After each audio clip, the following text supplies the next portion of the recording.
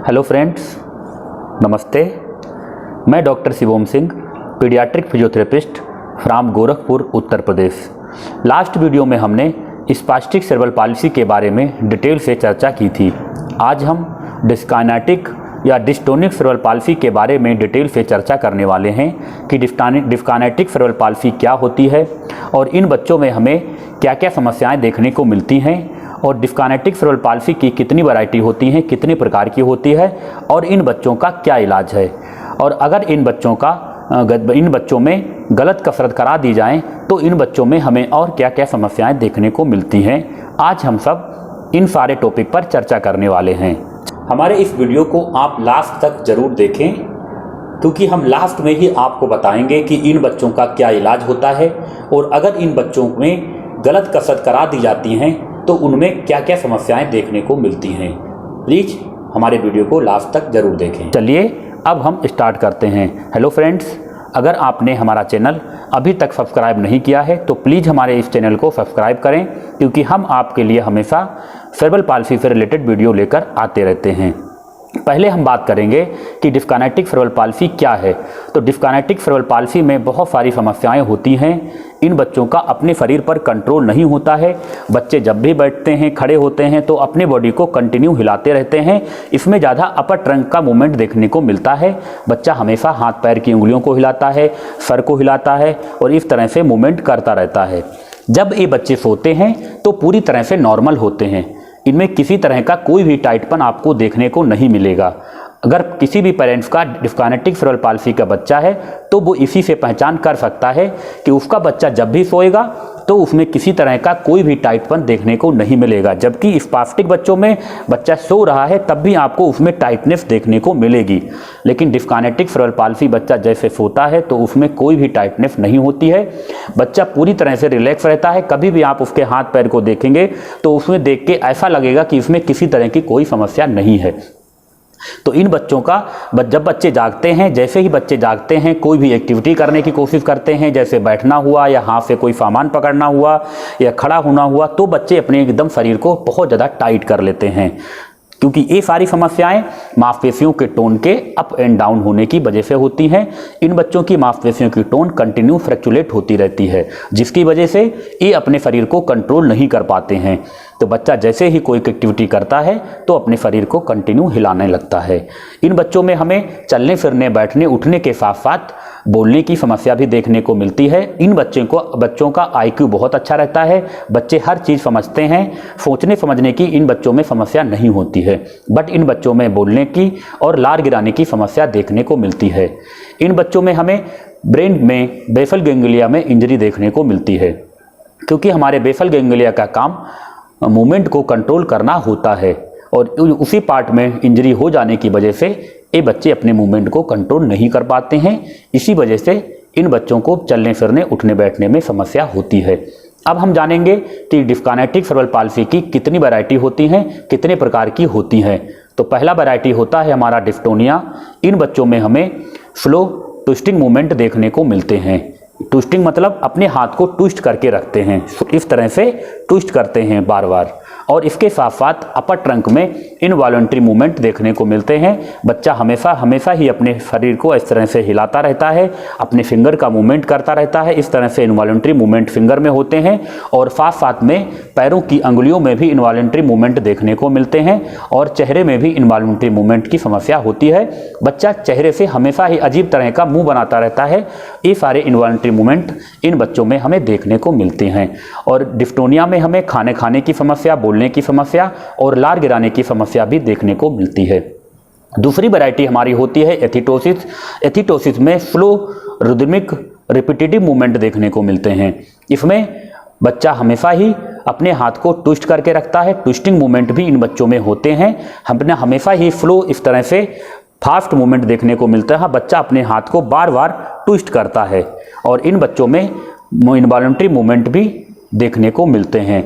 Involuntary movement ज़्यादातर हाथों की अंगुलियों में, पैरों की अंगुलियों में और अपर ट्रंक में और चेहरे पे देखने को मिलते हैं। इन बच्चों का अंगुलियों पे कंट्रोल नहीं होता है। ये मूवमेंट आपको हमेशा ही इन बच्चों में देखने को मिलेगा। बच्चा हमेशा अपने हाथों की मुट्ठी को बंद करता है या तो इस तरह से मूवमेंट करता रहता है। तीसरी वैरायटी हमारी होती है कोरिया। कोरिया का मतलब डांस होता है, जो हम मूवमेंट डांस में होते हैं। डांस जब भी कोई करता है तो उसके पूरी बॉडी का मूवमेंट होता है।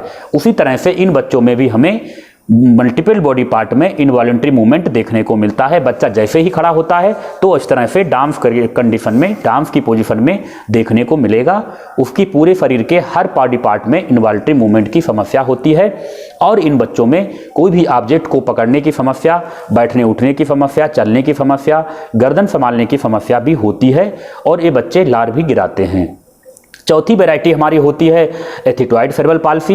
एथिटॉइड सेरेब्रल पाल्सी में हमें हाई मसल टोन देखने को मिलती है और मसल टेंशन भी होती है। इन बच्चों में हमें अपर बॉडी ट्रंक में, अपर बॉडी पार्ट में इनवॉलंटरी मूवमेंट बहुत ज़्यादा होते हैं, तो इसीलिए ये बच्चे अपने सर को बहुत ज़्यादा हिलाते हैं। एथिटॉइड सेरेब्रल पाल्सी में केवल सर में ही इनवॉलंटरी मूवमेंट बहुत ज़्यादा होते हैं, बाकी अपर ट्रंक, लोअर ट्रंक में इनवॉलंटरी मूवमेंट इन बच्चों में देखने को नहीं मिलते हैं। इन बच्चों में चलने फिरने के साथ साथ स्पीच की समस्या बहुत ज़्यादा होती है। बच्चे कुछ बोल नहीं पाते हैं, खाना को चबा नहीं पाते हैं, खाना को ठीक से निगल नहीं पाते हैं और इन बच्चों में लार गिराने की समस्या होती है। इन बच्चों का भी IQ बहुत अच्छा होता है, किसी तरह की सोचने समझने की समस्या इन बच्चों में नहीं होती है। अब हम बात करेंगे कि डिस्कानेटिक सेरेब्रल पाल्सी बच्चों का क्या इलाज है। तो डिस्कानेटिक सेरेब्रल पाल्सी का बच्चों का अपने शरीर पर कंट्रोल नहीं होता है, जिसकी वजह से ये बच्चे कंटिन्यू हिलाते रहते हैं। तो इन बच्चों में हमें टोटल रिलैक्सेशन वाली कसरत कराने की ज़रूरत पड़ती है और इस तरह से हम बच्चे को रिलैक्स करके रखते हैं ताकि बच्चे की मांसपेशियों की टोन कम हो और बच्चा अपने शरीर को कंट्रोल कर पाए। तो इस तरह से हम बच्चे को कसरत कराते हैं ताकि बच्चा रिलैक्स हो और अपनी बॉडी को मेंटेन करके रख पाए। तो पहले हम पेट सीधा कराते हैं, तो 1 से 2 मिनट इस पोजीशन में हमें होल्ड करके रखने की ज़रूरत होती है। फिर हम राइट साइड करवट दिलाते हैं, उसके बाद फिर हम लेफ्ट साइड 1 से 2 मिनट तक होल्ड करके रखते हैं। इसके बाद फिर हम पेट केवल बच्चे को ले जाते हैं, बच्चे का नी बेंड करके रखते हैं, इस तरह से बच्चे को कंट्रोल करके रखते हैं। इसके बाद बच्चे को क्रॉल पोजीशन में इस तरह से घोड़ा जैसे हम बोलते हैं, नॉर्मली बच्चे को घोड़ा बनाते हैं। बच्चे को नील फिटिंग भी कराते हैं, इस तरह से बच्चे को बैठाते हैं। ये सारी चीज़ शूज और गेटर पहना के ही हम बच्चों को कराते हैं। उसके बाद शूज हम निकाल के बच्चे को पालथी मार के बैठाते हैं। इसके साथ साथ हम बच्चे को पाउडर स्टिमुलेशन भी देते हैं। अगर बच्चे की मांसपेशियों की टोन बहुत ज़्यादा है तो हम उसे पाउडर से रिलैक्स भी करते हैं। तो इन बच्चों में हमें शूज गेटर पहनाने की बहुत ज़्यादा ज़रूरत होती है ताकि बच्चा जब भी लेटा है तो शूज गेटर अगर वो पहना रहेगा तो उसमें किसी तरह का कोई मूवमेंट नहीं होगा, तो बच्चा एकदम रिलैक्स रहेगा। तो वैसे ही बच्चे को आप बैठाएंगे तो वो बैठेगा, कोई भी एक्टिविटी करने की कोशिश करेगा।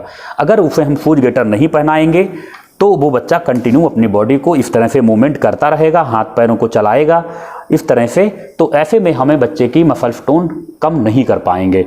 तो ऐसे बच्चों में 12 से 18 घंटे शूज और गेटर पहनाने की ज़रूरत पड़ती है।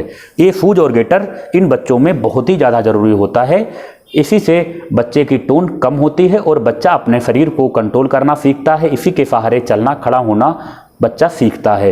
तो ऐसे बच्चों को शूज गेटर 12 से 18 घंटे पहनाना चाहिए। अगर आप शूज गेटर से रिलेटेड जानकारी चाहते हैं तो मैं इसका डिस्क्रिप्शन में आपको लिंक दे दूंगा, वहां से आप देख सकते हैं और इसकी जानकारी ले सकते हैं। और हमारे यहाँ शूज और गेटर बनाने की भी सुविधा उपलब्ध है। अगर कोई भी बनवाना चाहता है तो हमारे सेंटर के दिए गए नंबर पर कॉन्टैक्ट कर सकते हैं।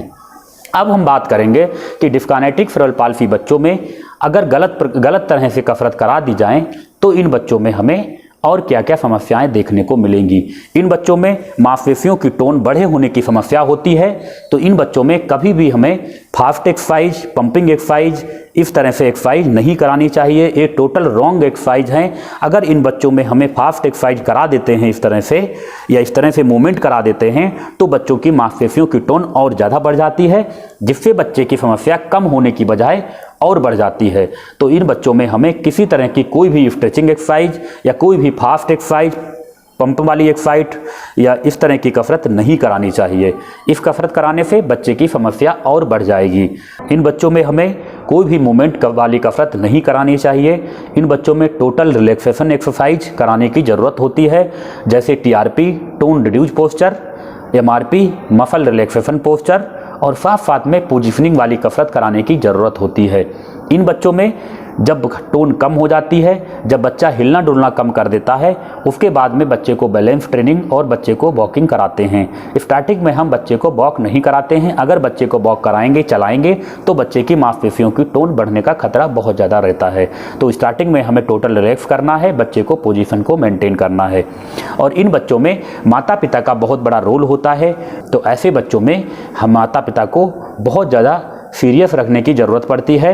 बच्चे की एक्सरसाइज रेगुलर कराने की ज़रूरत पड़ती है। हमने देखा है कि जो बच्चे अपने माता पिता कंटिन्यू अपने बच्चे को एक्सरसाइज कराते हैं, उन बच्चों में हमें बहुत ही कम समय में बहुत अच्छा रिजल्ट देखने को मिला है। हमारे सेंटर पर ऐसे ऐसे बच्चे आते हैं जिनको डॉक्टरों ने बता दिया था कि आपका बच्चा कभी ना बैठ पाएगा ना चल पाएगा।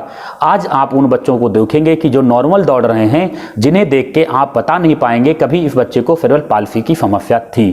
तो ये सब माता पिता की मेहनत और हमारी मेहनत और हमारी टीम की मेहनत की वजह से ही संभव हो पाया है।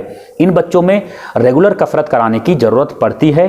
जैसा कि मैंने लास्ट वीडियो में भी बताया था, इन बच्चों में 70 से 80% रोल केवल माता पिता का ही होता है, क्योंकि बच्चा हमेशा ही माता पिता के पास रहता है। वो हमारे क्लिनिक पर 1 ही 2 घंटे के लिए आता है।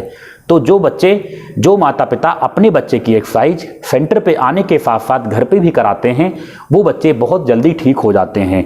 इन बच्चों में लगने की ज़रूरत पड़ती है, सही रास्ता दिखाने की ज़रूरत होती है।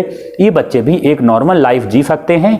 इन बच्चों में सोचने समझने की समस्या नहीं होती है, केवल चलने फिरने उठने बैठने की समस्या होती है। इन बच्चों में अगर सही तरह का इलाज मिल जाए, सही तरह का फिजियोथेरेपी ट्रीटमेंट मिल जाए, तो ये बच्चे भी ठीक हो सकते हैं और समाज की मुख्य धारा से जुड़ सकते हैं। आज भी हमारे देश में बहुत सारे ऐसे बच्चे हैं जिनको सही जानकारी नहीं है, वो दिन पे दिन इधर उधर भटकते रह जाते हैं और उन बच्चों का सही टाइम जो होता है 5 साल का, वो निकल जाता है। उसके बाद उन बच्चों में उतना अच्छा रिजल्ट देखने को नहीं मिल पाता है। तो इन बच्चों को सही तरह की कसरत सही समय पे अगर मिल जाए तो ये बच्चे पूरी तरह से नॉर्मल हो सकते हैं, ठीक हो सकते हैं।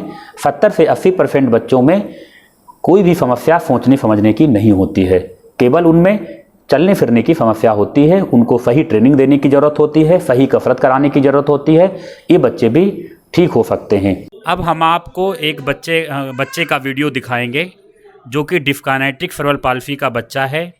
हमारे सेंटर पर जब ये आया था तो बैठ नहीं पाता था, नेक होल्डिंग नहीं थी, गर्दन नहीं रोक पाता था, चलना फिरना नहीं था और बॉडी को बहुत ज़्यादा टाइट करता था। हाइपर एक्टिविटी बहुत ज़्यादा थी।